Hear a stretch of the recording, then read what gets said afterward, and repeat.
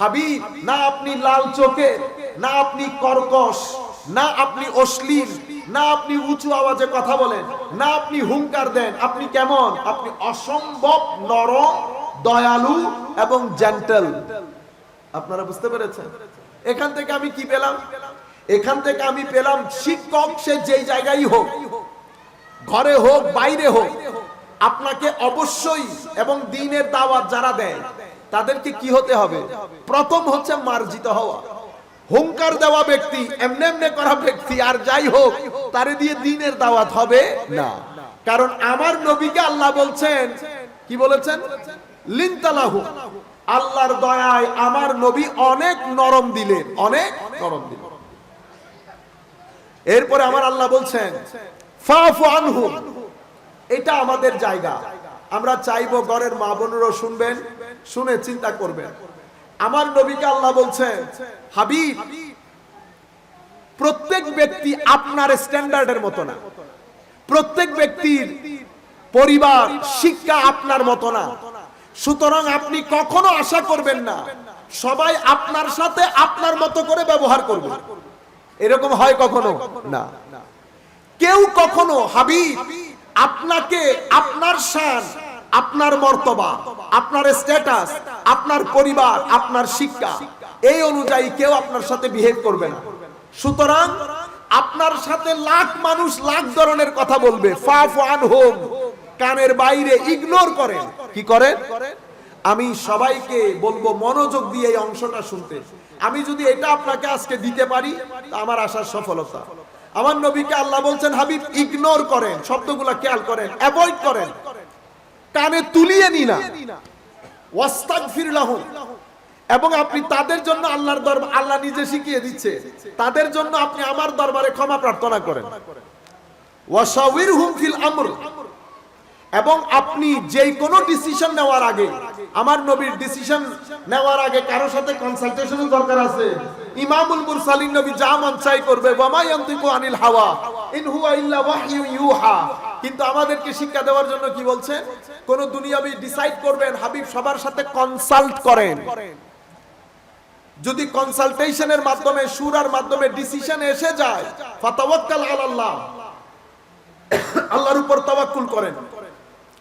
ইন্নাল্লাহা ইউহিব্বুল মুতাওয়াক্কিলিন, আল্লাহ, আল্লাহর উপর যারা তাওয়াক্কুল করে তাদেরকে অনেক ভালোবাসে। এখন আমাদের মেসেজ কি আমার ভাইরা? ঘরের মধ্যে আমাদের ম্যাটারগুলো সলভ কেন হয় না? আমরা সবাই চাই এই মুহূর্তে হয়ে যাক, সেটা আমার স্ত্রী হোক, সেটা আমি জামাই হই, স্বামী হই, আমি কারো কথা সহ্য করব না। আমরা বলি না অমুক এটা বলেছে, সমুক এটা বলেছে, আপনি এই মুহূর্তে বিচার করেন। আজীব মাহল না ঘরের মধ্যে? মনে রাখ, এগুলো কেন হচ্ছে? কারণ আপনি ঘরের মধ্যে দ্বীন প্র্যাকটিস করা বন্ধ করে দিয়েছেন। আমি মাদেরকে বলছি, আমার মারা, বোনেরা, মেয়েরা, মনে রাখেন আমাদের জিন্দেগির দুই ভাগ। কিছুদিন এই ঘর, কিছুদিন না, আবাদুল আবাদ পর্যন্ত ওই ঘর। ওই আমাকে চেয়ে আছে ঘর, পাশের ঘর, মসজিদের পাশেই তো ঘর। আমরা 60-70 বছর পর্যন্ত টাইলসের দেওয়ালে বেডের বিছে বেড বিছাইয়া ঘুমায়। এটা আমাদের একটা ঘর, আমাদের মূল ঘর, আমাদের টার্গেট, যেই জায়গায় আমাদের যেতে হবে, যেই জায়গায় আমরা জান্নাতি বিছানা বেছানোর জন্য দুনিয়ার এই জীবনকে সাজাতে হবে, সেটা আমরা কবরের ঘর, সেটা আমাদের কবরের ঘর। সুতরাং এই দুনিয়াকে আল্লাহ ফুলেল করেন নাই, এখানে চতুর্দিকে ফুলের ছড়াছড়ি না। এই দুনিয়াটা কিসে? এটা বালা, মুসিবত, ইমতিহান, ফিতনা, সবকিছু মিলিয়ে দুনিয়া, সবকিছু মিলিয়ে দুনিয়া। মাওলা আমি এটাকে ফেস কিভাবে করব? বান্দা, ফেস করার মূল কাজ সবর। কোনটা? সবর, ধৈর্য। আপনি যখন ধৈর্য হারা হবেন তো মনে রাখেন সচ্চরিত্র আপনার মাথার উপরে চলে গেছে। এখন কি হবে? যদি ধৈর্য না ধরেন, আপনার জীবনে অরাজকতা হবে, আপনার জীবন অস্থির হবে। আমি একটা এক্সাম্পল দেই আপনাদেরকে। আমরা যদি এখান থেকে শুধুমাত্র আপনাদের এই মোড়ে যাই, মোড়ে আধা মাইল হেঁটে যায়, এখানে 36,000 ধরনের লোক আপনার সাথে কথা বলবে, ঠিক না? কেউ রিক্সা চালায়, কেউ দোকানদারি করে, কেউ রাস্তা পরিষ্কার করে। আপনি কেন মনে করেন সবাই আপনাকে আপনার মতো করে সম্মান করবে? ভুল কোথায় হয়ে যায়? ভুল হয়ে যায় আমি একজন রিকশা ড্রাইভারের সাথে যেভাবে আচরণ করব, সে কোশ্চিনকালেও আমার সাথে সেভাবে আচরণ করতে পারবে না। কেন? কারণ আমার শিক্ষা, আমার পারিবারিক অবস্থা, তার শিক্ষা তার পারিবারিক অবস্থার মধ্যে আসমান আর জমিনের তফাৎ। সুতরাং আমাকে কি করতে হবে? এখানে দুইটা জিনিস করতে হবে, যেটা আমার নবীকে আল্লাহ শিখিয়েছেন। ফাফু আনহুম, হাবিব ইগনোর করেন। কি করেন? আপনি যদি ইগনোর করতে পারেন, আপনি যদি ধৈর্য ধরতে পারেন, আপনার জীবনের 75% সমস্যার সমাধান হয়ে যাবে। কয় percent? 75% of your problems will be solved just because of your patience and avoidance. আপনি জাস্ট অ্যাভয়েড করতে শিখেন।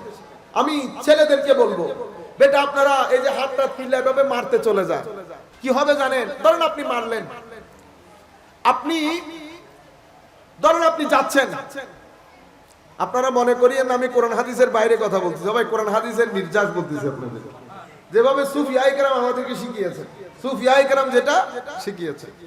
আপনি যাচ্ছেন রাস্তা দিয়ে, রিকশাওয়ালা পাইছেন, তাকে আপনি জিজ্ঞেস করেছেন ভাড়া কত, সে 50 টাকার জায়গায় 80 টাকা বলছে, ঠিক আছে?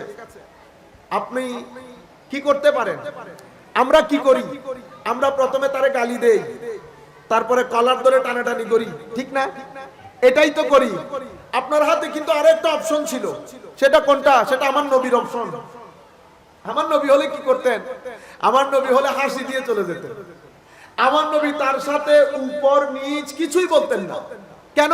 ফাফু আনহুম, হাবিব ইগনোর করেন। কেন? কারণ সবাই আপনার মতো করে আপনার সাথে বিহেভ করতে পারবে না। আমি কেন মনে করব সবাই আমার মতো করে আচরণ করবে?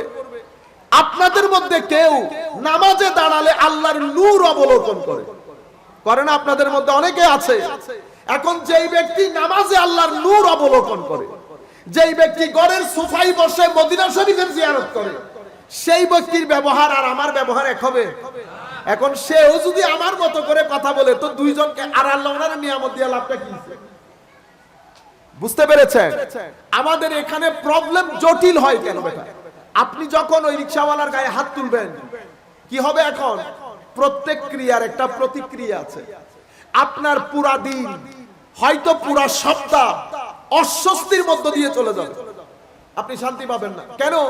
কারণ আপনি আল্লাহর মাখলুককে অপমানিত করেছেন। আপনি এই ধরতির মধ্যে যদি আল্লাহর মাখলুককে অপমানিত করেন, ইভেন একটা পিঁপড়ার গায়েও যদি অযাচিত আপনি হাত তুলেন, আপনাকে ভোগ করতে হবে। কিন্তু ভোগগুলা আমরা বুঝি না। ভোগগুলা আমরা মনে করি এনে এনে ওর দেরি হয়, এনে এনে এনে হলে কিছু নয় আল্লাহ দুনিয়া। আপনারা বুঝতে পেরেছেন? প্রত্যেক ক্রিয়ার একটা কি আছে? প্রতিক্রিয়া আছে।